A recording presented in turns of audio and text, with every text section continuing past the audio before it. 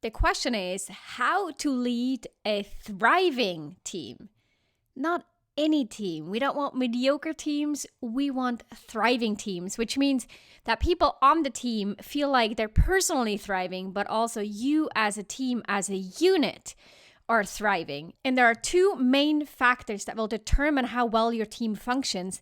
And that's what we're going to talk about in this episode. I'm not going to do this by myself. I have a very special guest with me today.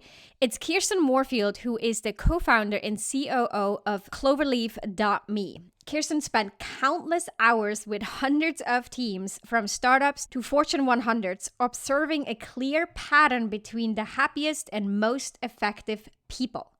And that's what ultimately led Kirsten and her co-founder, Darren, to start Cloverleaf. It's a SaaS platform that provides a range of personality and behavioral type assessments and automated team coaching to empower teams to do their best work together. I've personally been a user and partner to Cloverleaf for several years because I offer Cloverleaf to all my clients because I see how powerful this tool can be and how much it amplifies the work that I do in terms of coaching and training and team development initiatives. But besides building Cloverleaf, which now has over 1 million users, Kirsten has also built a young family in Cincinnati, Ohio, where she lives with her husband and her 2 young kids.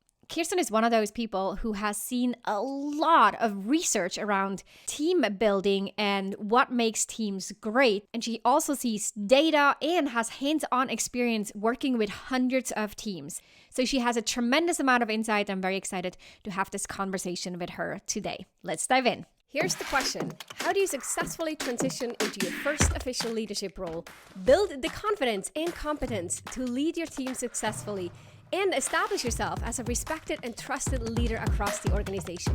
That's the question, and this show provides the answers. Welcome to the Manager Track podcast. I'm your host, Ramona Shaw, and I'm on a mission to create workplaces where work is not seen as a source of stress and dread, but as a source of contribution, connection, and fulfillment. And this transition starts with developing a new generation of leaders who know how to lead so everyone wins and grows. In this show, you learn how to think, communicate, and act as the confident and competent leader you know you can be. Kirsten, so good to have you on the Manager Track podcast. Thank you for joining us today. Thank you, Ramona. I'm excited to be here. So Kirsten Moorefield is the co-founder and COO of Cloverleaf. And Cloverleaf is a platform, like I said in the intro, that I've used for several years and my clients love. So I thought it'd be an amazing opportunity to bring Kirsten onto the podcast today and talk a little bit about how she got to the place where she's at today, what inspired her to launch Cloverleaf, and a lot more about working with people. Her podcast is called People Are Complicated, which the title itself, I love. People are complicated. And I think we can all relate to. So Kirsten, tell us a little bit about your backstory and what inspired you to launch into building your own company, Cloverleaf. Long story short, I just grew up a big daydreamer and I saw a lot of problems in the world I wanted to help solve. And one day when I was 20 years old, I remember where I was sitting. I was in a friend's house and she told me the story of somebody who started their own business. And I just had this moment where I was like, anybody can start a business? I mean, what? Anybody could do that? And I came to, through I studied sociology in college, very liberal arts focused, loved it, learned so much, and came to this understanding that one of the biggest influencers in the world is business. It's where people work. It's how you create employment or create terrible employment, and people need assistance with other things. So I just really came to be passionate about the fact that you can start businesses and solve big problems in the world. And so I want to do that. I want to do that someday. Yeah. Which is, by the way, just side note, isn't it funny that I think in your generation to be like, what do you mean everyone can start a business? Of course everyone does, but pre-social media. I mean, I had no clue. That wasn't really a thing. Yeah. You need $150 to file for an LLC and boom. That's it. Business. So yeah, that was a moment where I realized, hey, I want to do that. I definitely didn't have the idea for Cloverleaf at that time. I was still in college, but fast forward, one of my first jobs, I really became aware of self-awareness and the importance of like understanding team dynamics, the importance of who do you partner together. I had an experience where like I would take two people, put them together, they'd create the most magical thing ever. You take one of those people, put them with somebody else, and it was horrible. Nobody liked the project. It went terrible, and the client's upset and all that kind of stuff. And it really had to do with those dynamics. I also got to overhear great people that I worked with processing like their own self-awareness. Like, oh, I'm an external processor. My wife is an internal processor. So when she brings me a solution and I start to riff on it, she feels insulted because she already internally processed all these things. And she thinks that I'm not thinking that she thought through it. A lot of things like that just brought me around to understanding, gosh, people are complicated. Yeah. And they don't all operate the way that I do. And I'm not even fully aware of how I operate, right? Yeah. So took, Myers-Briggs, StrengthsFinder, took these assessments, grew in understanding myself, other people, and I got pregnant. I was going to leave and be a stay-at-home mom for a period, but really in the back of my mind, I was like, I'm going to start my own business. I'm ready to do it now. I've worked a little while. I understand some things about business. I'm going to go start my own. And a coworker at the time was like, oh my gosh, well, Kirsten, I'm going to start a business. Let's do it together. And he had a concept around like taking these assessments and applying them to work better through technology. And I thought, yeah, I think that'll change the world. I think that's really meaningful. I don't know anything about technology. Let's go for it. So love that. You basically, it sounds like you had that seed planted early on that you want to start your business and you want to change the world. Yeah. And then magic happened and there you are. And so you started building that business. When was that? 2000? So the idea of starting that business was in 2015. We really didn't launch. We launched like an MVP. We did some testing. We interviewed some people. We tried it out. But we launched our commercial product in October of 2018. Sweet. Yeah. I feel like I was an early adopter. Really cool. Yeah. Ramona, you are an early adopter of technology. Well, so let's then talk about when we think about teams and what makes teams thrive, because you have a lot of data from people who work together and constellations. And I see this in my work with clients and when we create these team dashboards and the conversations that come out of it all the time. But from your perspective, what is it that you see in those dashboards and what works and what doesn't work? Okay. In most teams today, like there are some teams where, like you're just following strict processes, you're doing the same thing over and over. And for those teams, what I'm about to say may not be true. However, most teams today in our knowledge-based economy who are working, outside of proven answers, like we're inventing solutions to cancer, we're inventing solutions to the supply chain, like that type of work. Teams need two critical things that sound very academic, but I'll explain them. First is psychological safety and cognitive diversity. So I'll start with cognitive diversity. That is where different people see the world differently. So somebody's going to come along and say, hey, we could reduce our packaging if we like cut down on this ingredient in the material, and then we could, like smaller packaging and like save the environment, right? And then somebody else is going to say, well, that ingredient is critical.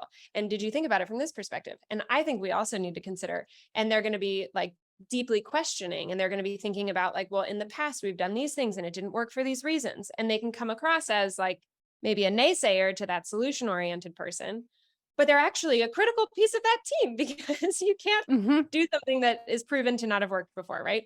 And so those are two different ways of seeing something. And you need both of those in order to have lasting, game-changing solutions. That's cognitive diversity. It's seeing the world differently. It's divergent perspectives, and it's innate to each of us. We are each wired to be more solution-oriented or be more historical oriented, need more of that context, or be more focused on the people, or be more focused on the processes, or be more, like there's a tons of different ways of this coming out. And that's why people are complicated. It's because we all are innately wired very differently. Well, it's like, yeah, so we need that. And it's pretty obvious. We need the visionary and the implementer and the big picture thinker and the detail oriented person and all that. And we could probably even trace that back to millions of years ago and how it all created a tribe and it was all functional, right? But Yes, now the big question is, given the cognitive diversity, how do we work together? Because that's then the million that's dollar where, question. Mhm.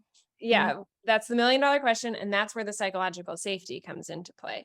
So Google did this 3-year study called Project Aristotle, where they Mhm. studied all of their teams across all of the world to find what are the characteristics of our most successful teams. Is it skills? Is it past experience? Is it past performance? And it wasn't any of those things. The most common denominator was psychological safety. That invents the best new products of the future. That invents the best go-to-market strategies. That invents like the best team outcomes, right? Mhm. And so what is psychological safety? Psychological safety is it is safe to have divergent perspectives. So it is safe Mhm. to have that cognitive diversity. It's safe to throw out an idea that is different from the rest of the teams. It's safe to question an idea. It's safe to try something and it doesn't work. And we can all learn from that mistake instead of be penalized for making a mistake, right? Mhm. And I shouldn't even call it a mistake, it's a learning, right? Yeah. And so that is what truly makes the most successful teams, right? And that is really something that we are working really hard on here at Cloverleaf is sending this automated coaching into your inbox to help you see the diversity of Mhm. thought on your team. Mhm. First of all, just understanding your own way. We aren't Mhm. even aware that we have a particular way of seeing the world naturally, right? But once you learn that, you also need to partner that with understanding the different ways of your team Yeah. and then how to actually best work with all of those differences. Yeah. Actually, I'm going to pull this up because I love what you shared. And I think it's so true that definitely in the beginning stages of my professional career, I think I understand intellectually that people would see things differently. That was clear, but I didn't really understand it and still had a really strong bias where I thought, they see it a little bit differently, but they also see it vastly the same. Because that seemed to be the right way of doing it, or that seemed to be the right way of seeing the world and how to create results, which is obviously not true. Mm-hmm. What I was going to pull up and what I want to share here is that when I get now these tips about myself, is what you shared, the one that I got this morning says, you may be very effective in choosing how the work gets done and ensuring that it does. Your team may enjoy having you in charge, but if you are not the designated leader, be mindful not to overstep. Mm-hmm. Open discussions and get consensus before charging ahead. And oh my gosh, I can think back of like high school baseball or Yep. softball plays where, I wasn't the designated leader, but I was commanding people around on the field, driving everyone crazy because that's what I would do, especially Yep. in a competitive setting. I'm like, oh, I got to. And I wasn't a designated leader. So overstepping and people thinking, why do we have to do the way Ramona does? She's just one of the team leaders. And those little things really get me thinking all the time. Yeah, Ramona, you and I must be similarly wired. And I literally need to stop myself in certain meetings because Mhm. I recognize like there is a time and a place where there is a need for a leader to step up and say, okay, what are our next steps and exactly what are we doing? And that's an interesting conversation, but we should table that for now because we got to stay focused here. Like there's a time Mhm. and a place for that. And then there's the time when you shouldn't play that role in the room and playing that role is steamrolling and like Yeah. it's squashing actually more of the exploration that other people might need to do so that we come up with a better solution than I would have rushed us into, right? So, Mhm. yeah, it's building that psychological safety, those appreciations of differences over time. That's what Mhm. creates the best teams. Mhm. Yeah, and I definitely this is what I find so interesting. I think if all of us listening think back to what was the team that we liked the most and enjoyed the most, be it as a current team that we're in or a past team, Mhm. it's not it's maybe a little bit of what we were doing, but mostly how we felt. And Mhm. was it this like underlying sentiment of fear or this underlying sort of anxiety or insecurity and worry about what someone else may think? Or did we feel like, oh my gosh, this is exciting because we can contribute and we can just chime in and have ideas and create? And then we fail and it was an experiment. We're like, well, let's laugh Yeah. that one off and learn from the situation and move on. And that's Yeah. when work gets exciting. And that is so hard to lead towards. That's so hard to be the manager that creates those scenarios because the manager is under a lot of pressure. The manager is Yeah. under the pressure of like, oh my gosh, the experiment failed. We just lost 2 months and I've got Yeah. like the quarter arriving, right?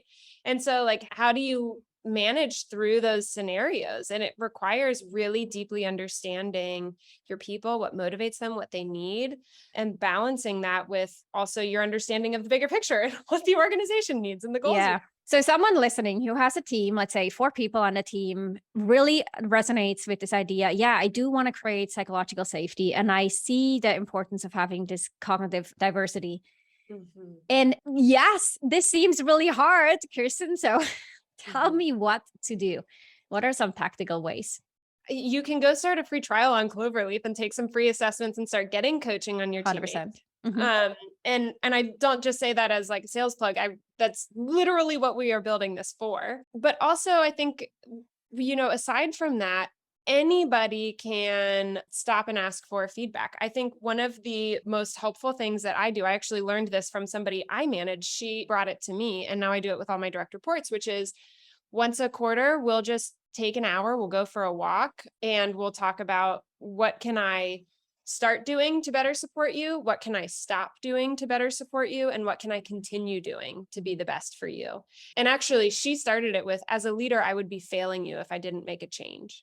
And so I think that's really helpful because you can get feedback on, well, like, for example, that particular employee, she really actually needs a lot more system and structure and processes and clear answers than I do. And so we'll often come to a place where I'm like, great, go for it. And then she doesn't do anything. And she's like, oh, I didn't know what I was supposed to do. And I'm like, oh, you needed like Totally. more clarity on your role definition, which is not something I need, And so Yeah. that opens these conversations where now at the end of a conversation, I know to ask her, hey, what are your next 3 steps? Yeah. And she needs that. I do not. And I forget to do it often, but I remind Yeah. myself that that's the best thing. So I think that we call that start, stop, continue. Just ask your people, what can I start doing, stop doing, continue doing to be best for you? And love Uh, that you take that on a walk because it often creates a more vulnerable, open dialogue, right? Yeah. And it just, Yeah. you're just thinking as you go. And sometimes I've done this with people where they're like, oh, I didn't prepare. And I say, that's fine. Just what's top of mind. This doesn't Yeah. need to be a big, deep exercise. And, obviously with remote people, then we're just like on the phone walking our dogs together. Right. Mhm. Another thing that I think is really helpful is grow your own self-awareness of yourself. So one thing you could do is just ask all of your people, hey, what 3 words would you use to describe me? And if you Mhm. don't feel comfortable doing that with your team, which by the way, I think is a great exercise, but I also understand some cultures aren't safe for that yet. Ask your family, ask your friends, like text your 3 closest people in your network and ask them that question. And that just sparks great conversation where you might realize like, oh, I could be seen as like the person who tries to move us too quickly. Yep. Or you realize like, oh, I'm going to be the person who's really going to help us suss out all those details. And I need to be aware of when there's a time and a place not to do that. Right. Yeah. So I think like basically both of those tactics are talk to other people. About this. Yeah. Yeah, totally. Yeah. There's 2 things that come to mind as I'm hearing you talk about this. One is I think there is this misconception around having a leadership style. And it's one that really agitates me because I'm like, people think that they have a leadership style and then they lead that way, which is usually the way that they want to be led. So if someone requires a lot of autonomy, like you, for example, you like doing your stuff and figure out how to go about it and be independent, at least what I heard. Yes. Right. Then you may naturally say, oh, this is how I like to be led. This is how people like to be led. Therefore, I'm going to lead that way. And then if someone doesn't follow through, you might think like, oh my gosh, what's wrong? Like you need me to handhold you? That's crazy. You should be able to work with this level of autonomy. Which is such a limiting belief and one that holds so many leaders back because they miss the point that it's not about your default leadership style. Yep. It's about how you adapt and recognize that we're all different and there's not a better or a worse. It's just a different and period. And then figure out how do you adapt to get a better result. I'm a big believer in those situations that create frustration for you. So the one you just Mm-hmm. talked about where you realize like, oh my gosh, why isn't this person more autonomous? Why aren't they more, able to go without my direction? Why are they afraid of making mistakes? Or, you can start to infer a lot of things from that become character judgments. Like, why Mm-hmm. aren't they proactive? Why are they like, waiting around for somebody else to make things happen, which is unfortunate. That's character judgment. And when we go those directions, we lose sight of the fact that actually this is probably just a signpost of a different strength that this Mm-hmm. person has that I don't have. There's Mm-hmm. actually something really good and powerful in the fact that this person needs a list of to-dos to follow. Mm-hmm. And while I might not be a list maker, I can Mm-hmm. start to understand that about this person, and we can find ways where I can lead them the way they need so that Mm-hmm. they can actually like be that person who makes sure nothing does fall through the cracks. Usually list makers, list takers are those people, right? And you can start to Mm-hmm. see like, okay, I now understand this person's going to help us with our documentation. That's been a problem. Knowledge transfer has been a problem. Or this person's going to, whatever it is. So all that to say, I'm just a big believer in pausing and recognizing those frustrating moments and challenging yourself to question where's actually the different strength in here that I Mm-hmm. don't have.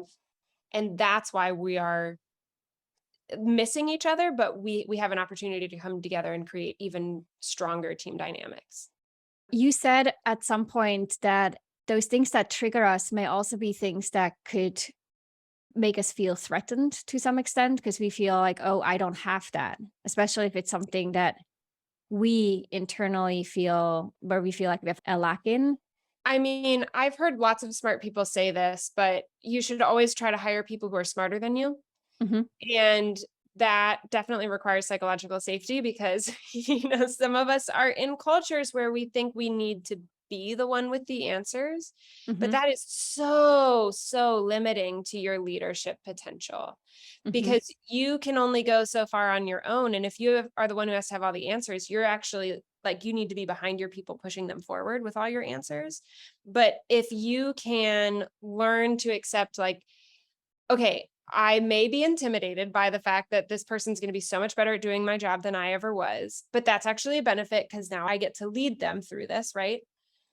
I have something I can learn from them. I have ways I can get out of their ways. Then you won't be behind pushing your team forward. Your team will be like together running forward because everyone has the ability to do their best work together Mm-hmm. and they don't need to wait for you. Mm-hmm. And you don't need to bring them up to speed all the time. And you don't need to approve everything they do, right? And you can learn to run fast in the same direction together. Mm-hmm.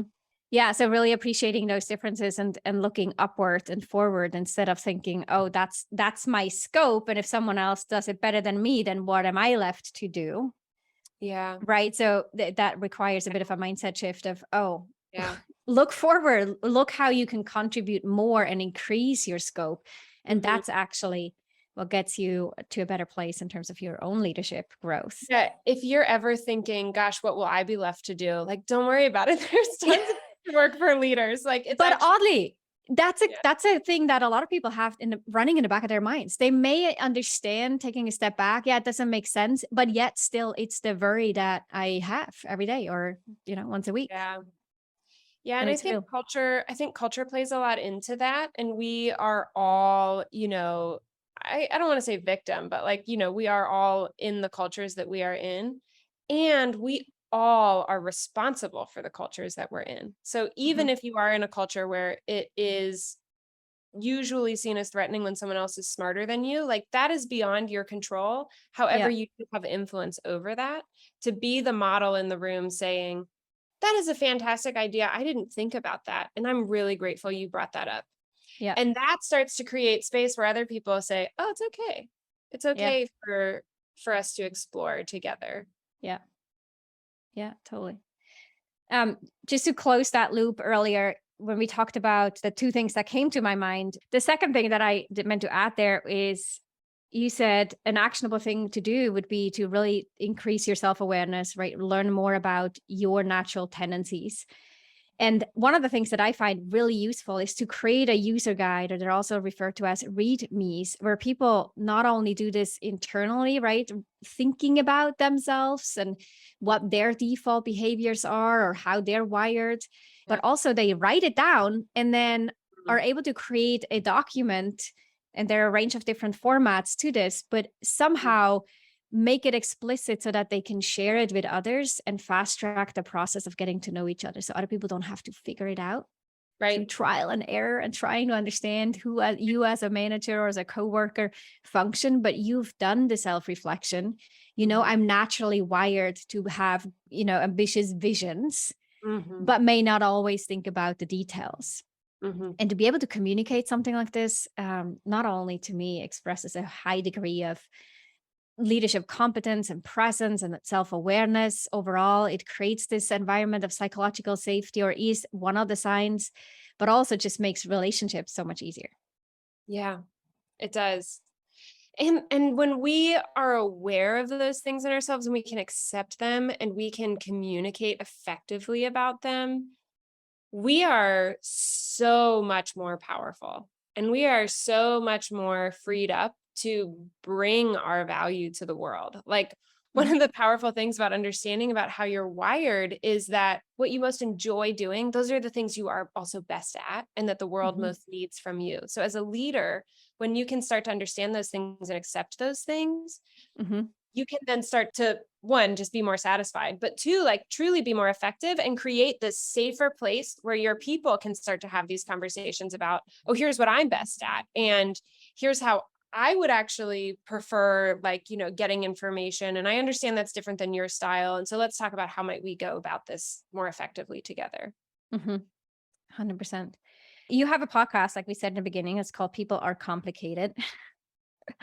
So on that note, and as we close up this conversation, what do you wish all managers knew? What's one of the things that you're like, as it comes to people are complicated, here's one thing that I wished managers I knew to mean, create those thriving work environments? yeah, I do wish, I said this earlier, but I wish that managers, when we feel those moments of intimidation or even being threatened or just frustration of why aren't you doing what I thought I told you to do, right? When we feel those tensions, I wish that we would pause and ask ourselves, what is the strength in this person that I have not yet harnessed?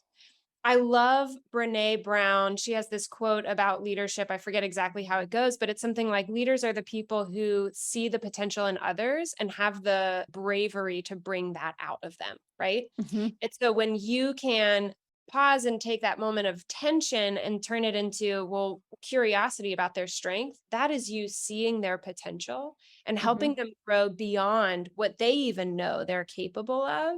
And that's just so rewarding, but it's also the best thing for your business. Like, it's the best thing for your career because people are going to be most productive, most energized, most engaged when you are the Mhm. leader who's doing that. And you're going to achieve the best outcomes and you're going to build the best, most enjoyable relationships. And you're just going to be overall way more relaxed and satisfied. Totally. Yeah. Do you have a story in mind, like an example of a situation where maybe you observed someone else as a leader who brought out that potential and the strength in their direct report? I mean, when I think of the examples I've been in, it's not a one-time conversation. It is an overall months, years long process. So, for example, I can think of one woman I work with. When she started on my team, she took over this thing I care a lot about. And so I was just trying to like go through lots of details with her to give her examples of all the many nuances of how you can think about it, right? And 6 months in, we have these one-on-ones where we go through some of these details together.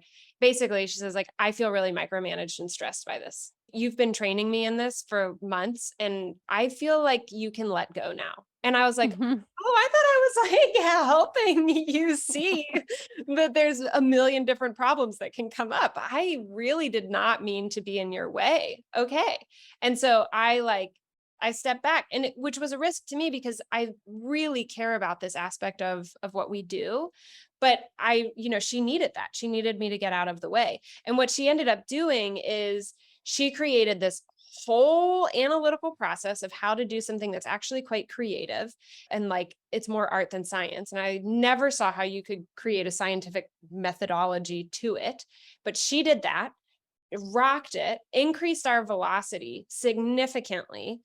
And now we're to the point where we realize, wow, those strengths in you to take something creative and be very analytical and methodical about it, that's actually probably this different skill set that we don't even have on our team and is a technology that we don't know how to do, but like, how do we equip you? How do we train you? How do we get you connected to the right mentors and people to do that? So basically like that conversation where she said, please stop micromanaging me, led to me getting out of her way to now where she can basically invent a whole new future for part of our product, you know? And for herself, it And sounds for like. herself. And for herself. Yeah. Such a great story. Yeah. Yeah. And that was that one-time conversation was over, you know, a year ago. So this is like a 2-year process we're in now. Yeah. And also just to mirror this back, it could have been a situation where you said, I get it, but I need you to do exactly like I laid it out for you. Like that could have been a response of a manager who said, I know, but it really matters. And I want it exactly this way because that way I know it works. Yeah.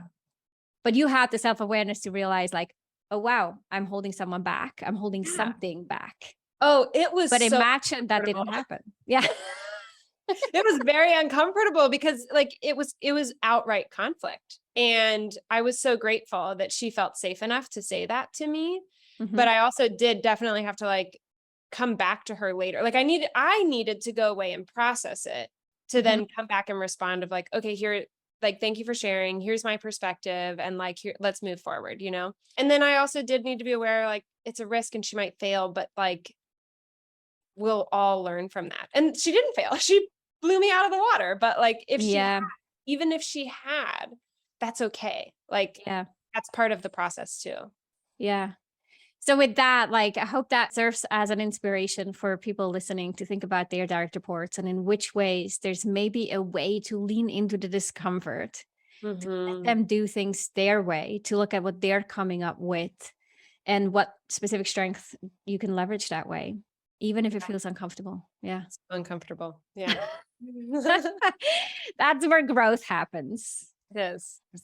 Wow. Thank you so much for being on the podcast and for the work that you do. And of course, I love that you have Cloverleaf and that you've built that because it makes my job a lot more exciting too. And my clients love it as well.